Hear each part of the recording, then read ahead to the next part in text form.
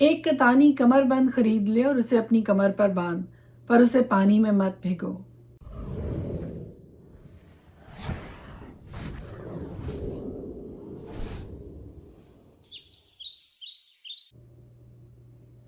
خدائے قدوس کے زندہ جلالی بابرکت پر فضل نام میں ایک بار پھر آپ کو میرا سلام۔ میرا نام ایسٹر ہارون ہے اور ہر روز خدا کا زندہ کلام لے کر آپ کے سامنے آتی ہوں۔ ہم مل کر خدا کے پاک کلام کی تلاوت بھی کرتے ہیں اور تھاٹ آف دا ڈے پر بھی غور کرتے ہیں۔ آج خدا کے کلام میں سے یرمیہ کی کتاب 13 باب اور اس کی پہلی آیت سے آپ کے لیے میں نے ایک آیت پڑھنی ہے، اور اس میں یوں لکھا ہے، خداوند نے مجھے یوں فرمایا کہ تو جا کر اپنے لیے ایک کتانی کمر بند خرید لے اور اپنی کمر پر باندھ، پر اسے پانی میں مت بھگونا۔ خدا نے دوبارہ یرمیہ نبی سے کلام کیا اور اس سے یہ کہا کہ جو کمر بند تو نے اپنی کمر کے ساتھ باندھ رکھا ہے کو لے جا اور جا کر وہاں پر چٹان کے ایک شگاف میں سے چھپا دے۔ چنانچہ میں گیا اور اسے فرات کے کنارے چھپا دیا جیسا خداوند نے مجھے فرمایا تھا۔ اور پھر بہت دنوں کے بعد خداوند نے مجھے فرمایا کہ اٹھ فرات کی طرف جا اور اس کمر بند کو جسے تو نے میرے حکم سے وہاں چھپا رکھا ہے نکال لے۔ تب میں فرات کو گیا اور کھودا اور کمر بند کو اس جگہ سے جہاں میں نے اسے گاڑ دیا تھا نکالا، اور دیکھ وہ کمر بند ایسا خراب ہو گیا تھا کہ کسی کام کا نہ رہا۔ تب خداوند کا کلام مجھ پر نازل ہوا کہ خداوند یوں فرماتا ہے کہ اسی طرح میں یہودا کے گھمنڈ اور یروشلم کے بڑے غرور کو نیست کروں گا۔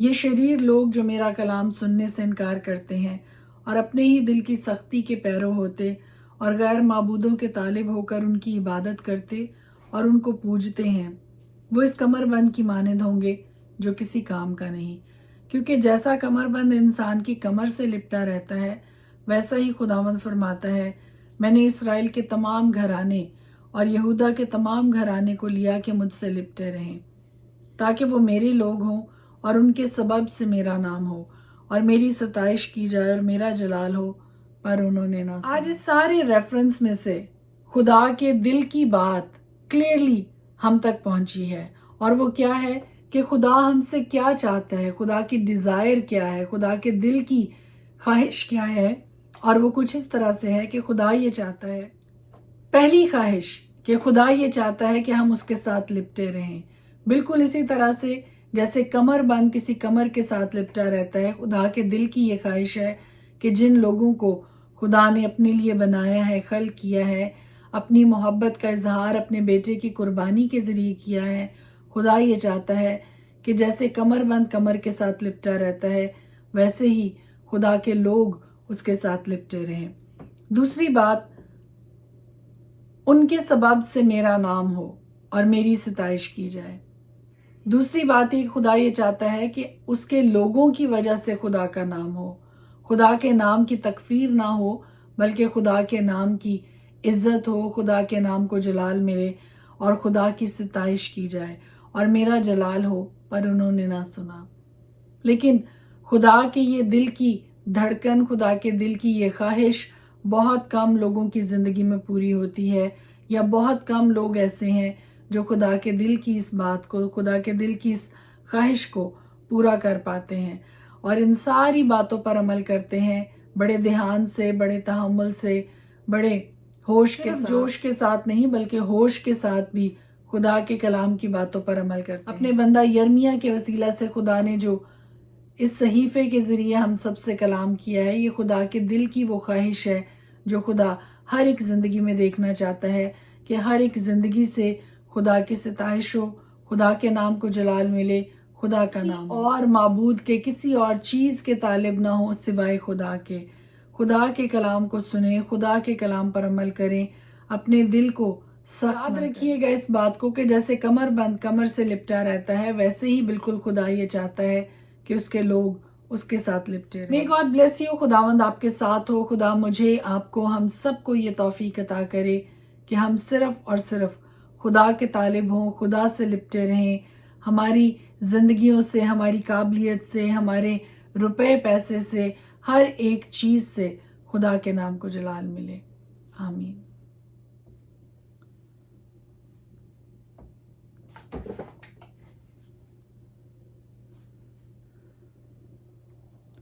خدا کے پاک کلام میں سے آج ہم دیکھیں گے یرمیہ کی کتاب، اس کا 13 باب۔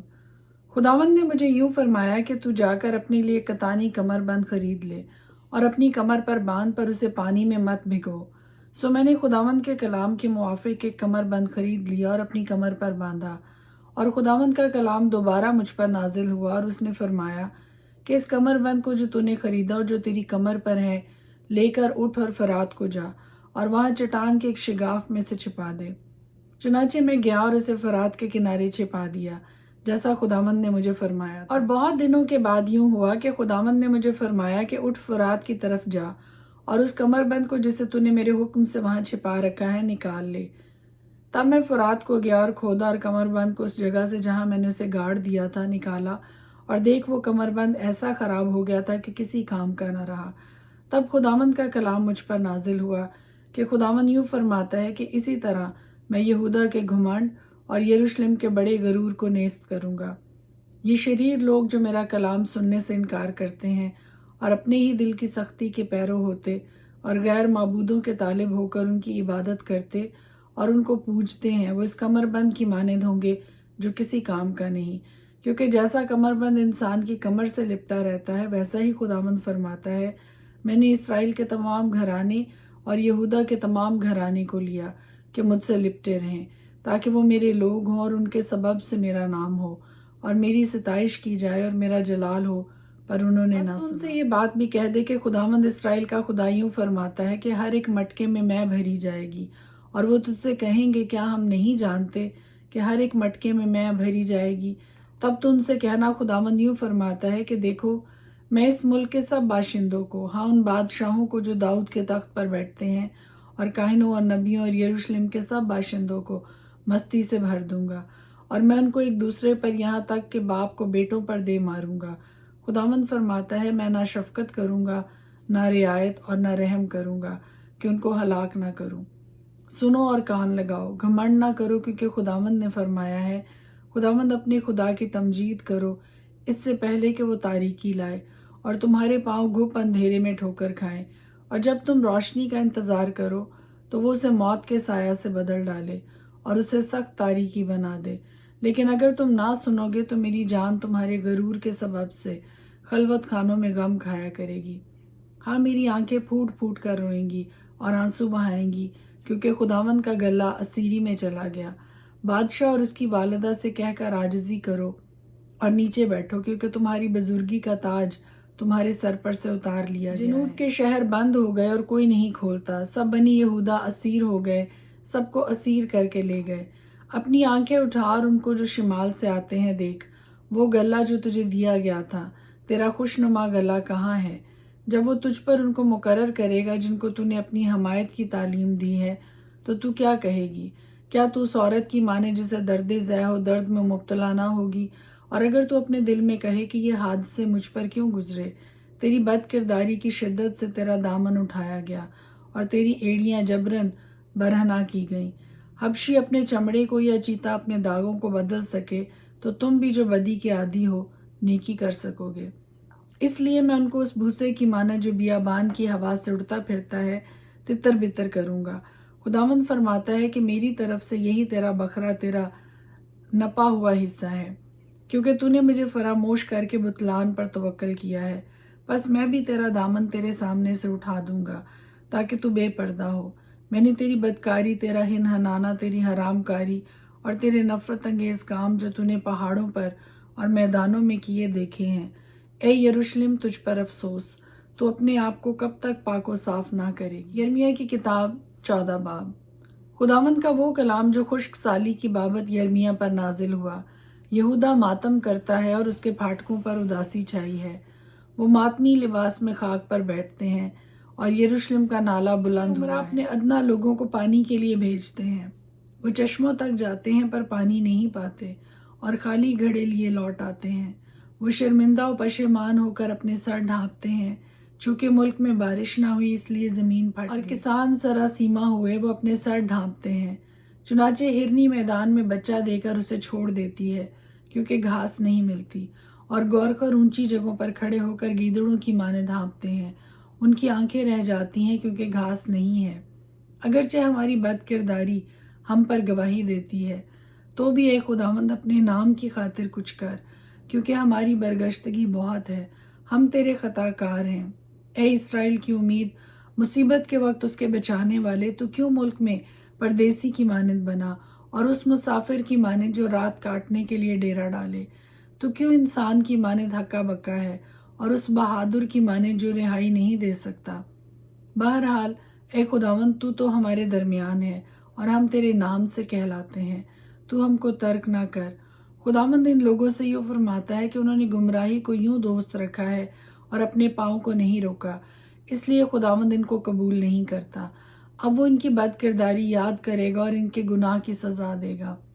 اور خداوند نے مجھے فرمایا کہ ان لوگوں کے لیے دعائے خیر نہ کر، کیونکہ جب یہ روزہ رکھیں تو میں ان کا نالہ نہ سنوں گا، اور جب سوکھنی قربانی اور ہدیہ گزرانے تو قبول نہ کروں گا، بلکہ میں تلوار اور کال اور وبا سے ان کو ہلاک کروں گا۔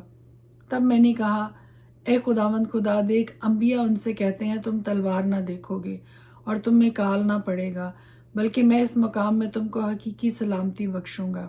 تب خداوند نے مجھے فرمایا کہ انبیاء میرا نام لے کر جھوٹی نبوت کرتے ہیں۔ میں نے نہ ان کو بھیجا اور نہ حکم دیا اور نہ ان سے کلام کیا۔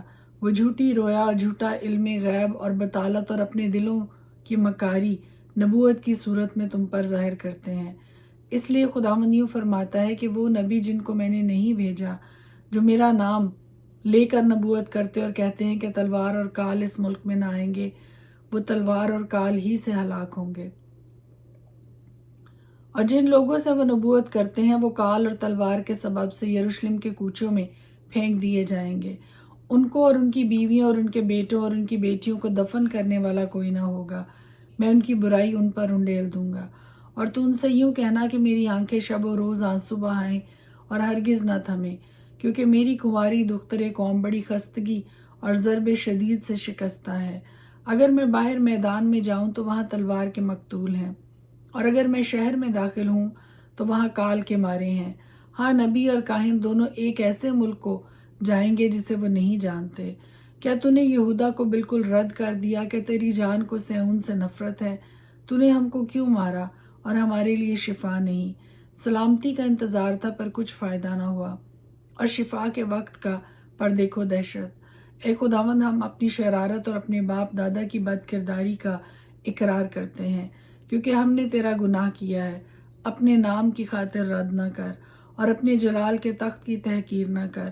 یاد فرما اور ہم سے رشتہ عہد کو نہ توڑ۔ قوموں کے بتوں میں کوئی ہے جو میںہ برسا سکے یا افلاک بارش پر قادر ہیں؟ اے خداوند ہمارے خدا، کیا وہ تو ہی نہیں ہے؟ بس ہم تجھی پر امید رکھیں گے، کیونکہ تو ہی نے یہ سب کام کیے۔ یرمیہ کی کتاب 15 باب۔ تب خداوند نے مجھے فرمایا کہ اگرچہ موسیٰ اور سموئیل میرے حضور کھڑے ہوتے تو بھی میرا دل ان لوگوں کی طرف متوجہ نہ ہوتا۔ ان کو میرے سامنے سے نکال دے کے چلے جائیں، اور جب وہ تجھ سے کہیں کہ ہم کدھر جائیں تو ان سے کہنا کہ خداوند یوں فرماتا ہے کہ جو موت کے لیے ہیں وہ موت کی طرف، تلوار کے لیے ہیں وہ تلوار کی طرف، اور جو کال کے لیے ہیں وہ کال کو، اور جو اسیری کے لیے ہیں وہ اسیری میں۔ اور میں 4 چیزوں کو ان پر مسلط کروں گا، خداوند فرماتا ہے، تلوار کو کہ قتل کرے اور کتوں کو کہ پھاڑ ڈالیں، اور آسمانی پرندوں کو اور زمین کے درندوں کو کہ نگل جائیں اور ہلاک کریں۔ اور میں ان کو شاہ یہودا منسی بن حزقیہ کے سبب سے اس کام کے باعث جو اس نے یروشلم میں کیا ترک کروں گا، کہ زمین کی سب مملکتوں میں دھکے کھاتے پھریں۔ اب اے یروشلم، کون تجھ پر رحم کرے گا؟ کون تیرا ہمدرد ہوگا؟ یا کون تیری طرف آئے گا کہ تیری خیر و عافیت پوچھے؟ خداوند فرماتا ہے، تو نے مجھے ترک کیا اور برگشتہ ہو گئی، اس لیے میں تجھ پر اپنا ہاتھ بڑھاؤں گا اور تجھے برباد کروں گا۔ میں تو ترس کھاتے کھاتے تنگ آ گیا، اور میں نے ان کو ملک کے پھاٹ سے پھٹکا۔ میں نے ان کے بچے چھین لیے، میں نے اپنے لوگوں کو ہلاک کیا، کیونکہ وہ اپنی راہوں سے نہ پھرے۔ ان کی بیوائیں میرے آگے سمندر کی ریت سے زیادہ ہو گئیں۔ میں نے دوپہر کے وقت جوانوں کی ماں پر غارت گر کو مسلط کیا۔ میں نے اس پر ناگہاں عذاب و دہشت کو ڈال دیا۔ 7 بچوں کی والدہ نڈھال ہو گئی، اس نے جان دے دی، دن ہی کو اس کا سورج ڈوب گیا، وہ پشیمان اور رسیمہ ہو گئی ہے۔ خداوند فرماتا ہے، میں ان کے باقی لوگوں کو ان کے دشمنوں کے آگے تلوار کے حوالہ کروں گا۔ اے میری ماں، مجھ پر افسوس کہ میں تجھ سے تمام دنیا کے لیے لڑاکا آدمی اور جھگڑالو شخص پیدا ہوا۔ میں نے تو نہ سود پر قرض دیا اور نہ قرض لیا، تو بھی ان میں سے ہر ایک مجھ پر لعنت کرتا ہے۔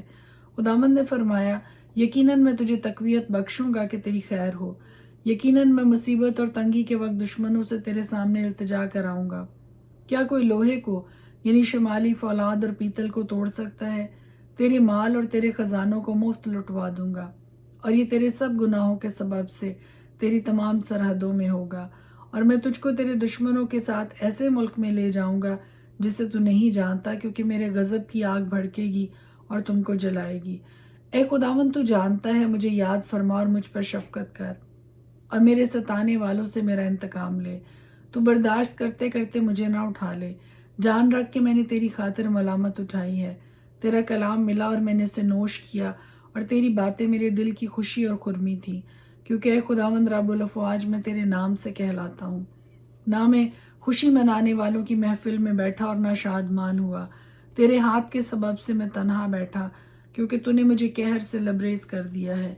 मेरा दर्द क्यों दायमी और मेरा जख्म क्यों लाइलाज है कि सेहत पजीर नहीं होता। क्या तू मेरे लिए सरासर धोखे की नदी सा हो गया है, उस पानी की मानिद जिसको क़याम नहीं। इसलिए खुदावंद यूँ फरमाता है कि अगर तू बाज आए तो मैं तुझे फेर लाऊंगा, और तू मेरे हजूर खड़ा होगा। और अगर तू लतीफ़ को कसीफ से जुदा करे तो तू मेरे मुंह की मानिद होगा। वो तेरी तरफ फिरें लेकिन तू उनकी तरफ ना फिरना, और मैं तुझे इन लोगों के मुकाबिल पीतल की मजबूत दीवार ठहराऊंगा, और ये तुझसे लड़ेंगे लेकिन तुझ पर गालिब ना आएंगे। क्योंकि खुदावंद फरमाता है, मैं तेरे साथ हूँ कि तेरी हिफाजत करूँ और तुझे रिहाई दूँ।